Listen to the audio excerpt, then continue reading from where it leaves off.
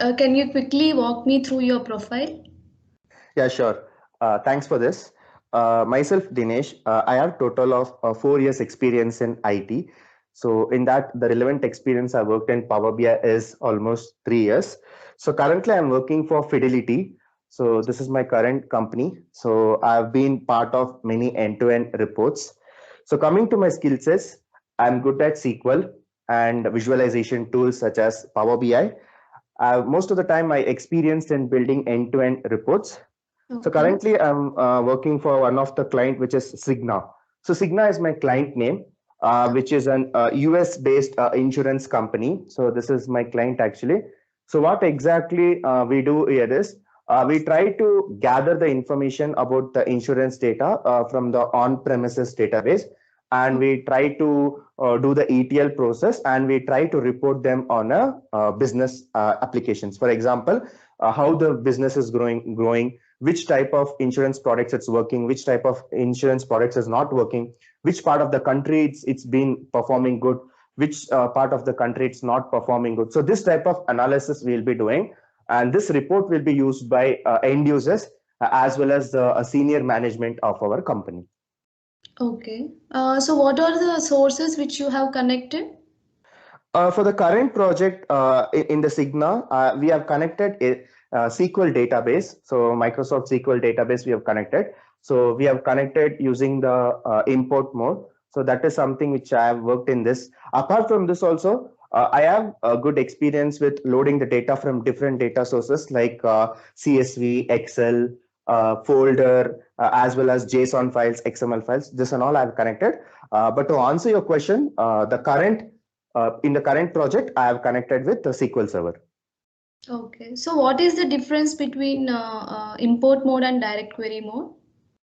Import mode and direct query mode, both is like trying to access the data. So one important feature of the import mode is Power BI will have some storage space. So you're trying to bring the data to your Power BI, and you'll be having the complete access to the data, and you can create any modeling. You can either go with the star schema, snowflake schema. So you can create all your modelings. You can work with DAG functions, time intelligence functions, everything you can work with import mode.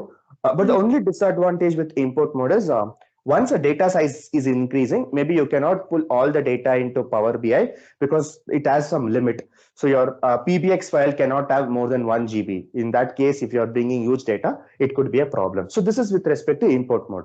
Now coming to the direct mode, what happens is you're accessing the source table via a query. Like you can access it, like select star from table, you can call them, and the entire table will be accessible, but you will not see the copy of the data in your Power BI. So the advantage of going with the direct query mode is you can even connect an unlimited data set. Even if your data is having unlimited size, you can directly connect it. But yes, still we have some disadvantages. Like you cannot use some time intelligence functions, some advanced DAG functions. You cannot go and write a calculated columns because since it's coming from the source, right? So you cannot directly go and change that. So you will not be able to create schema as well. So this is the difference between direct query mode and import mode. Both is having pros and cons. Depending on the usage of your business, you can choose the right way of importing. Okay, fine. So how do you rate yourself, with respect to SQL and Power BI on I a scale started of five? my Yeah. So I started my career with SQL. Like that's where I was deployed into initially. So I worked with some of the complex concepts like joins. I worked with some window functions.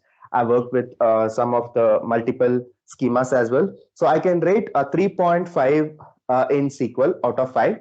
And most of my experience is completely towards Power BI. So I can rate 4 out of 5 in Power BI. Okay, good. Can you tell me, as a Power BI developer, right, which phases you have worked with, only with respect to gathering the data or performing the transformations, or you were part of implementing DAX functions? Can you tell me the roles you have played across the project you have worked Yeah. with? Yeah, sure. In the current project, I was the only Power BI developer, so I got a lot of opportunity to work end to end, like right from the requirement gathering. Our client is someone like who did not give me the actual data. He just gave me the requirement. Based on the requirement, we have to go to the database. We need to check which tables are like being used. We need to pull out the right tables. This was actually a bit challenging because we did not get anyone's help. So once you bring the data into the your schema, or I would say you get to know that actual tables. So then, like we were using the schema. Like in my project, I've created Snowflake schema, which was a easier one when compared to the other schemas. And after creating a schema, I've brought the data, and like a lot of transformations I've done. I've done text transformations, column transformations, as well as I've implemented date transformations, number transformations. This is where like we have like merged and appended the tables as well. So then coming to the charts, this is where I'm very good at. I'm specialist in adding the charts, because I exactly know which data requires which type of charts. Like starting with column chart, pie chart, donut chart, cards, multi cards. This is where I've experienced a lot of times, like which is the right chart to use for which data. That is something which I've done. And after that, again, I would say that coming to the service level, like I was the only person who was given a premium access. So I was able to publish the report.